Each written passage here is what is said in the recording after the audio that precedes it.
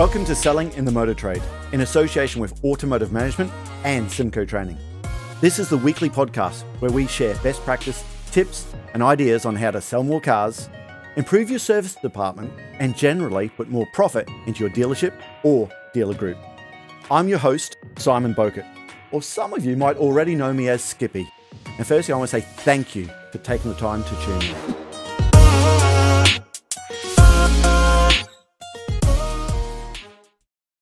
Hi, and welcome to another episode of Selling in the Motor Trade. Today, it's my pleasure to introduce you to Jim Reid. Now, Jim Reid is someone, I've got to tell you, who really punches above his weight. Just before doing this podcast, I was speaking to Andrew Clark, one of the guys, one of our trainers. And I said, I'm about to do an interview with Jim Reid. He said, Jim Reid from up in Scotland, Aberdeen. Listen, he runs a brilliant business. And we're going to get into how a small independent, and I hope I don't offend him when I said that, but where someone, an independent dealer, really does punch above their weight and has this reputation, what he's done to build that reputation. So without further ado, I just want to say welcome aboard, Jim, and I really appreciate your time on this podcast. I appreciate the invitation, Simon, and some really kind words there as well. Thank you. Well, listen, for people who know this podcast, we try to get to know our guests to start with. So I'm going to ask you to start with, would you be more of a curry or an Italian meal for a night out? It would definitely have to be a curry. Yeah. Be a curry view. Okay. Yeah. When you say definitely, what are you? Are you a strong Vindaloo person? No, not at all. I mean, Gail does really take really strong. My wife, Gail, she takes really strong curries, but I'm more a mild guy. Definitely a mild guy, yeah. I tell you what, I'm not a curry man at all. In Australia, we just didn't have this. But my father-in-law is, and he's a Glaswegian. And I tell you what, the first time he put me in front of a curry, I don't know what it was to this day, Jim, but I tell you, I had to grab his pint off him and drink it. It was just hot. But you're a curry person. Yeah. Okay. Now, are you more of a night owl or a morning person, a morning bird? I would say an early bird. Definitely a morning person. Up at 6 o'clock in the morning, walking my dog. It's the best time in the morning. You can think straight then, yeah. Cool. Beach holiday or a city break? That's quite a tough one. I quite enjoy both, to be quite honest with you. City breaks are lovely, but they're not so relaxing. You do all your steps during the city breaks, which we do enjoy a bit of walking. Yeah. The beach breaks, some of the best holidays are beach breaks, aren't they? All inclusive on the beach, lovely. Well, it brings me back to you said you've done all your steps. Are you into a Fitbit or one of those and got to get to your 15,000 steps a day or whatever it is? Never without my phone. That's one of the downsides of me, Simon. So the fitness app and the phone will always tell you how much steps you've done, and you're doing 10,000 plus every single day anyway, aren't you? It's very easy to do that in the motor industry, isn't it? In the motor trade, of course it is. You're walking around all the time there. So talking about phones, are you an iPhone person or Android? Definitely iPhone. Definitely. Okay. And also, I want to ask you this. You go away on holidays. Are you able to switch off at all? I'm probably getting into the interview now, and that's the question I should be asking lots of people. Are you able to switch it off, or are you someone checking emails all the time? I'm better than I used to be. Okay. That answers the question a bit better. But I will definitely look at emails, which I shouldn't. But I do like to know that things are getting done. And I'm trusting the team a lot more than I've ever done to leave it to them. But I do still check, because I like to just give that personal touch if need be on an email or a message or whatever to the customers as well. So. And are you in trouble with Gail when you check all the time? Can be, yes. Yes, I know. I'm in trouble with Emma all the time. I'm still someone, I find it hard to switch off, and I find it, I get more relaxed if I quickly check to see what's there. If I don't check, anxiety builds, yeah. It does. That's a bad thing, I know, but it's get better, does it, when you run a business for a while? Because I'm not there yet. I think it does. I mean, we've got trusted, we've trusted managers in place now, and the place can run quite easily without me.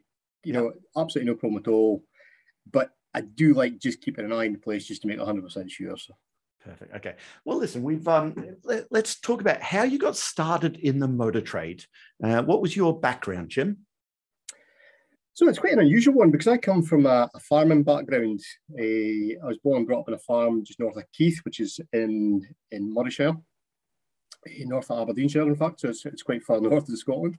Mm-hmm. And one of six of a family, second youngest, second son as well. And I was offered, along with my brother at the time, to take over the family farm back in 1984, must have been when I was about 14, 15 years old, which I looked at what my dad was doing and I declined because, I mean, it was absolutely, you think the motor Hard trades, work. oh, farming is, you see all these big tractors and combines and implements and whatever, and you think all the land, and you think, oh, they must be making an absolute fortune. The reality is it's very, very hard work and very labour intensive. Was it arable farming or? It was mixed Okay. with arable, with livestock as well. We had 200 sheep. There was 250 acres in total, so it was quite a decent sized farm. But we decided not to take it on, both myself and my brother. So Mum and Dad decided to sell up. There was six of us in total. There was two of us. One, I was just leaving school at the time, and my youngest was still at school. And we moved closer to Aberdeen, which was the oil capital of Europe at the time. Mm-hmm. Although it was going through quite a bad spell just in 1985 there. But I left school at 86 as a 16-year-old with 7 grades. I didn't shed a tear when I was leaving school. I didn't particularly enjoy leaving school, but I did quite well at school. And there was an opportunity to come up just in the local press, as where all the adverts used to be for training and jobs at the time. And it was apprenticeships, YTS, youth training scheme, government-based training schemes for the motor industry. And I thought, oh, quite like cars. I'll go along to see what that's all about. Did the test, the IQ test or whatever it actually was to get into it. And the guy says, so what is it you want to do? And I said, well, I quite fancy the auto electrician. Oh, that's taken. That job's taken. And I goes, oh, well, what's left? He says, parts is left. And I goes, oh, well, what's parts? And he explained what it was. And I said, well, I'll go for parts then. so that was a stumble into the motor industry. And so with the YTS side of things, you get a placement. I was away from the family at that time as well, because we were 50 miles from Aberdeen. And £27.50 a week, I think it was, the wages were. Wow. £5 of that went on the accommodation, which you actually stayed with two lovely old ladies during the week, so it was brilliant. And you get a placement at the Harper Motor Company, which is a family-based Ford franchise. There was two big Ford franchises, Cordner's and Harper's in Aberdeen at the time, both now bought over by Arnold Clark. And I spent the first couple of years there, apprenticeship-wise. Opportunity then arose when Mum and Dad actually moved to Kintore, which is where my garage now is. And so it must have been 2 or 3 years later, and opportunity to move to a Vauxhall dealership, which is a fantastic reputation.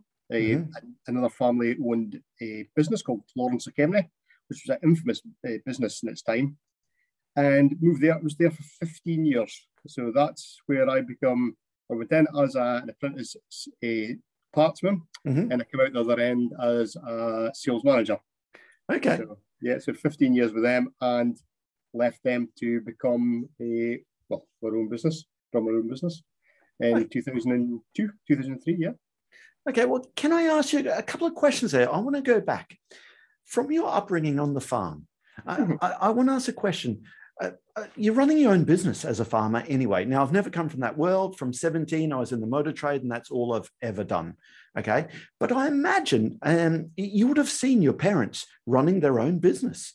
Okay. And you would have learned lots running a business back then as a farm. That's probably as relevant running your own business now.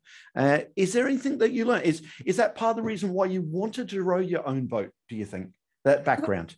I think it's built into you, Simon. I think it is, part of your upbringing is definitely the making of you.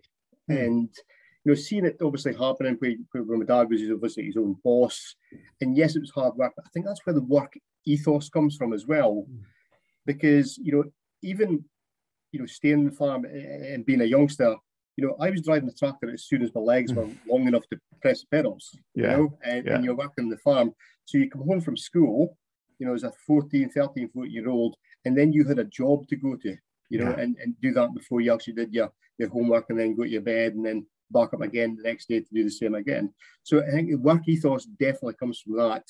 And I think it just so happens that, looking at, siblings as well, out of six of us, three of us have got their own businesses. Yeah. So there's maybe something to be said about that, the same. So there might be something like that. And also it's that work ethic that's really, I think, makes lots of people successful. And we see too many of this millennials coming through, the Y, the generations or whatever. I don't know what they call them nowadays, but sometimes we try and get into our training. These new kids is patronizing, and I probably shouldn't use that word, but I was a kid when I started.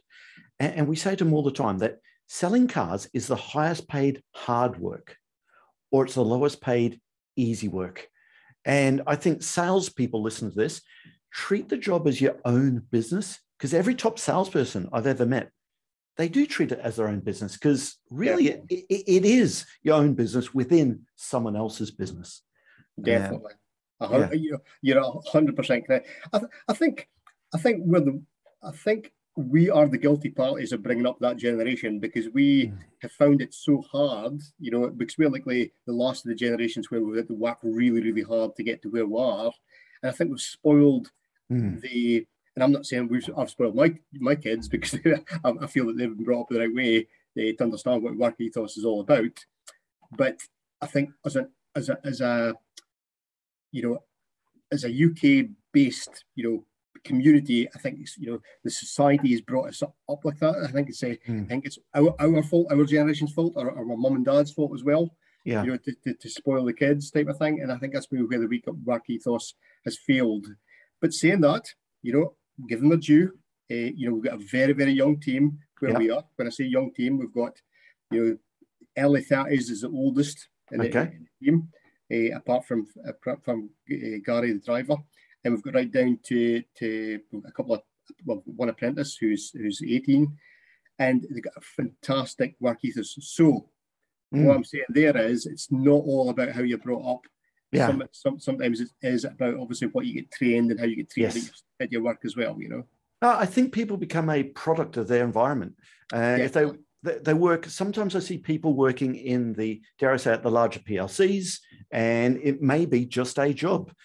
Sometimes I see people in the smaller family-run businesses, they see a progression and they want to do it. It's just quite interesting. I think after the pandemic, I'm seeing lots of people in dealer groups we're working with, Jim, that they're not wanting to work the longer hours anymore. They're not wanting to work the weekends, and time off it's more important to some of the younger generation. I don't know if I'm just getting old. I don't know if I'm looking back in rose-tinted glasses or not there, but it's yeah. I mean, it's funny, isn't it, Simon? Because I work those long hours. I mean, I was working. Even in the parts department, I was working 6 days a week, getting a Sunday off only. And once you get into sales, you're then we were on a 7 day. It was a 7 day rota. It was 7 day and then 1 day off. Yeah. So when you're brought up, but you look back and you think that was the greatest days because you were making decent money and things like that. The reality is, your social life was terrible. Yeah. You didn't see your kids getting grown up. And I vowed when I had my own business that I would not treat my staff like that. And my staff, my team, it's Team Reid, we call them. My guys, even in the sales side of things, 8 o'clock in the morning, 5:30 finish. Yeah. Okay. Only a Thursday they work until 7. Okay. Fridays 5, Saturdays 5, off every Sunday. Okay. Every Sunday. So you don't open on a Sunday? We don't open Sundays. We haven't opened Sundays for 6 or 7 years. Okay. Well, okay, that's good. No impact in sales at all.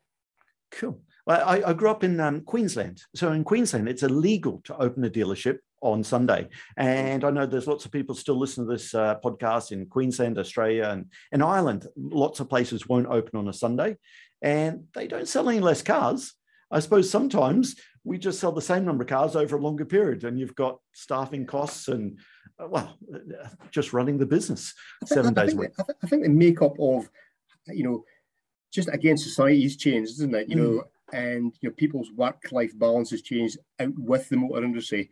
So when I started almost 20 years ago, you would sell 80% of your car sales would come from Saturday and Sunday. Of course they did, yeah. Now, 90% of the car sales come from Monday to Friday. Yeah. So, that isn't just because I closed on a Sunday. that is because everybody's changing the way they're looking at things. People are more intensely looking at, they know what they're looking for because of the internet, and it makes it a lot easier for them to contact us during the time, and they can get time off their work. So it's, it is much easier to get people in during the week. Definitely. It is. So do you remember the first car you sold? Absolutely. Yeah. Nissan Micra. Yeah. Go on. To Mr. O'Keefe. Oh, you even know the name of the customer. I love it. And I'll give you a laugh about that as well, Simon, because it was almost my first cancellation as well. Okay. So when I went through to the sales department for a start, I was only working weekends for a start because it was just first weekend, sold 3 cars, and the first one was this Micra. And it was just, first car in, I think it was 8:30 in the morning. This guy rolls in, older guy. It was a mini Metro or something like that he was trading in. And I just made it so easy for him. This was the problem. I made it so easy for him. He phoned the next day to try and cancel because he says, something must be missing because it's so easy. But he didn't cancel and it went through. So there you go. First sale, first cancellation altogether. Yeah, that's right. So when you were selling, working for other people, okay, what's been one of your greatest days in the business? One of those days that maybe weeks or maybe a year that just really stood out for you? Well, yeah, that was a great day. I mean, there's one day specifically. I remember working at Lawrence O'Kenny Vauxhall dealership at the time in the sales department, and the way the office was set up, there was 6 or 7 desks, and we shared desks. And there must have been 8, salesmen or something like that at the time. So it was quite a big dealership, and I remember having customers on 3 of the 7 desks, and I dealt every single one of them. And I came away that day. I sold 8 cars that day. I remember that day really, really well. I think another day as well, or a month is when August, the 1st was obviously the month for selling brand new cars. Yeah. And it was August 1995, it would have been, end registration. And between new and used cars, I sold 97 vehicles in 1 month. Wow. And I was absolutely delighted. Top of the board I was. I love it. Now, that was back when you had to get them all out on the 1st of August. Yeah. The 1st of August. Yeah, it was crazy. Did you have midnight deliveries and stuff like that? We opened very early. We opened, I think it was about 5:30, 6 o'clock in the morning. We never had midnight ones. But that day specifically, there were 300 Vauxhalls lined up to go out in the 1st. I come over in 95 from Australia, and people listen to this to Canada, America, around the world. There's a plate change. Back then it was in August. It's now changed to March and September, but it was 1 plate change a year.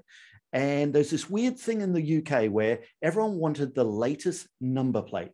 Okay, that was almost a status symbol. Now in Australia, if you listen to this, number plates mean nothing. In America, same thing. But over here, the number plate is everything. Okay, and I can remember. I come over here the very 1st August, they opened at midnight, and we had to have all these cars ready for customers to come and pick their car up at midnight because they wanted to drive to work the next day with their latest N-reg number plate. And the other thing, Jim, we serve champagne as well. When they're picking up their car, I mean, every part of this just seems so wrong to what we do now. It's absolutely mental. Okay.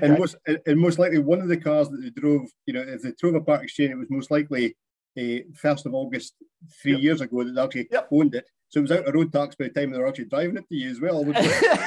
You remember it very well. You remember it very well. Okay.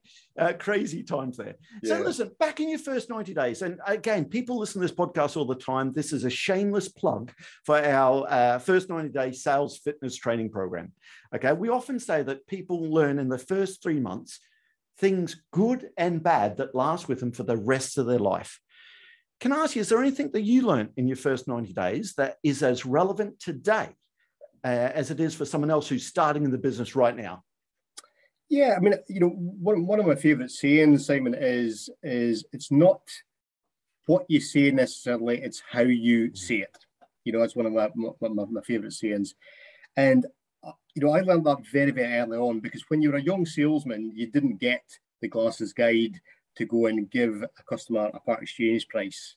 You were told what to go and give. You didn't even see the glasses guide. So you take your manager out, you look around the car. I think this car's worth £2,000, whatever it was. And I would go with Tommy Higgins, who's now with Volkswagen in Aberdeen, lovely guy. And Tommy would always very enthusiastically say to Jim, that's worth £2,000. And I would go like, back in, I'm absolutely delighted to say to you, Tommy's going to look around the car, and your car's worth £2,000. And they'd go, what? Just £2,000? Yeah, but listen, Tommy's going to look at it, and it's definitely worth £2,000. And they were expecting always a lot more, but I would always stick to the price. Yeah. And it was, because I was so enthusiastic about obviously delivering the price, a lot of people didn't even question it, and they just do the deal. So a lot is down to how you say something rather than what you say. You can always be the bearer of bad news very, very easily, if you know what I mean. Well, Jim, in the few conversations we've had, and this might be a cheeky question, I hope I don't offend you, but you don't seem like someone who normally would be in the parts department.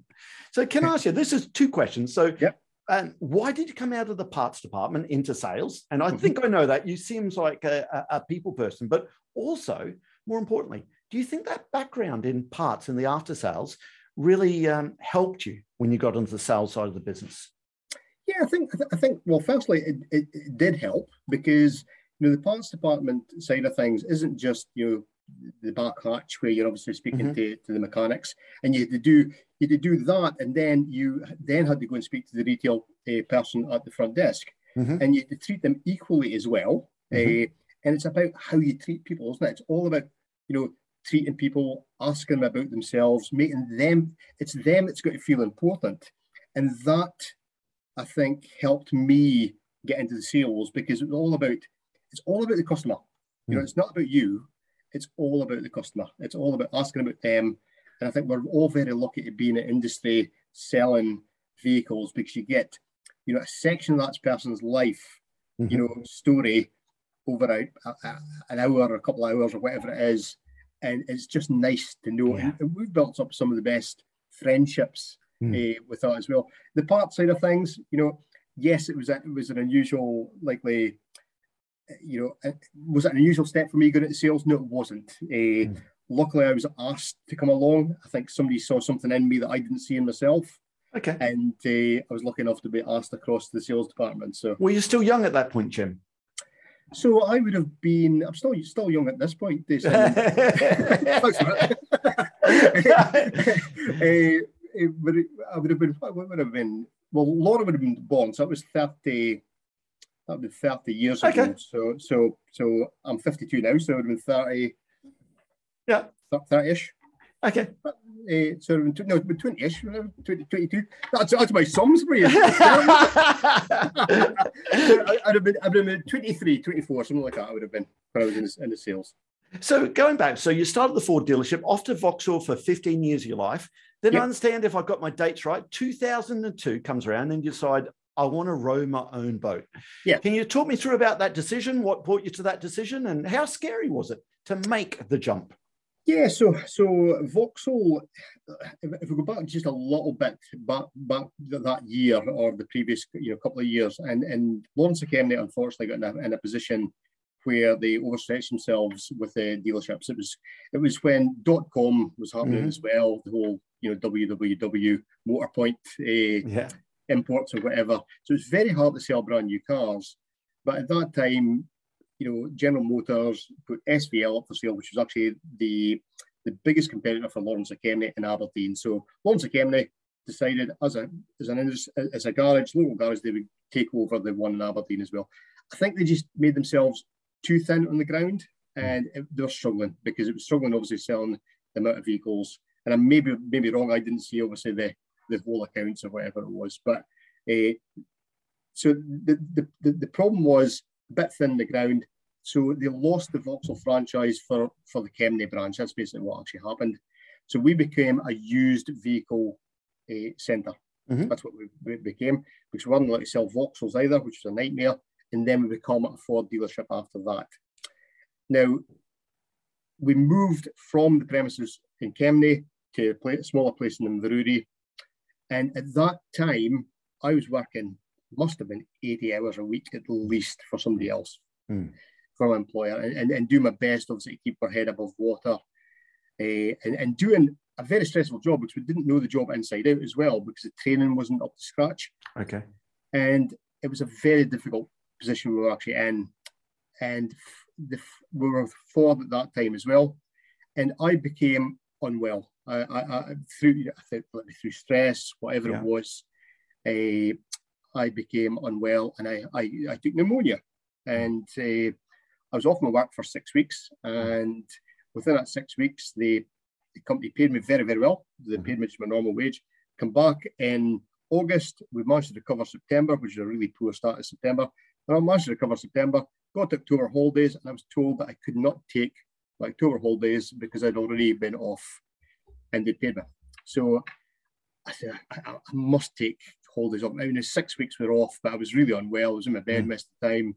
Yeah, you still got a family, right? You still got a family needs holidays. Two young kids, and I decided to take, I decided still to take the whole day in October, so a week off in October. I then came back, or it was an email sent to me during that time with dial-up email, and I received an email 2 days before I was due back from a holiday, basically saying, "This is your new package, Jim, and you've got to sign a new contract." And the package was £10,000 less than what I was previously on. They'd got a management company in, and they decided they were going to pay me a lot less. And I said, "Well, absolutely, I can't do this. I just can't do that at all."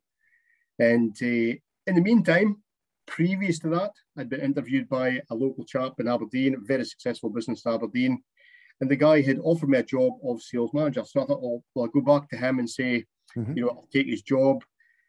The reality was, I'd already told him that what I wanted to do was set up my own business. Okay. And he said to me at that time, when you're in a position or when your mind is set, let me know and I'll see what I can do. So I just picked up the phone to this guy and he said, "Yeah, make up a business plan, take it into me, let's see what we can do." And basically we sat down, round the table, hardly knew this guy. Yeah. And we set a business up with him as a sleeping partner in the business. And he put in a third of the equity of the company, which was, I think it was 30 grand we started with or something like that. It was just absolutely nothing at all. So 20 grand came from us, 10 grand from him. And he supplied the funding for the cars for the first year because we couldn't get any, banking. There was no banking history. So there was no trading history. So we couldn't get an overdraft or whatever. So he supplied that and we paid obviously interest on that.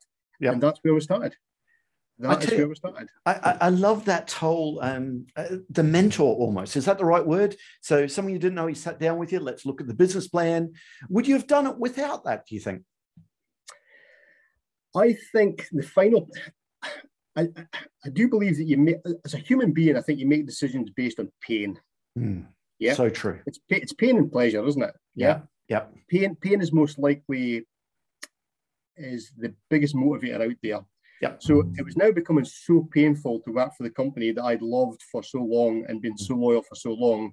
And what they did was basically a kick in the teeth by saying, "This is what they offer the, this is what you're worth, really, isn't it? After 15 years of service, this is what you're worth, even though you're going through ill health and whatever." And I thought, well, that's just enough. And another couple of things happened at the same time as well. So true. At the same time was I lost my gran. My granny and I weren't just that close, but I lost my granny. And within 2 days, we lost a very good family friend. 42 years old she was, fit as a fiddle, and she took a stroke and she died. And that puts a different perspective altogether on especially life. Being out for 6 weeks with pneumonia anyway, because you're working your ass off for these You think people. differently as well, Simon. And I just made the decision there and then that, life's far, far too short. Let's go and do it. If I do it and fail, I've tried it. I can always get a job. But we just got into it. It was almost like taking a huge pressure off my shoulders, going and working for myself. It was crazy. It was the craziest feeling ever. But you had, the destiny was in your own hands. You had to go and make it work. And one of the great things about it, Simon, is what surprised me as well. I contacted a lot of my customers who I obviously dealt with over the years, buying and selling cars to. And if I was a betting man, I would have said, look, here's 50% would be, they'll definitely come and deal with me. Yeah. There's this 50% here. They're definitely the Vauxhall customers. They're they're that company customers. They won't come and deal with me. And you could have actually maybe went like this.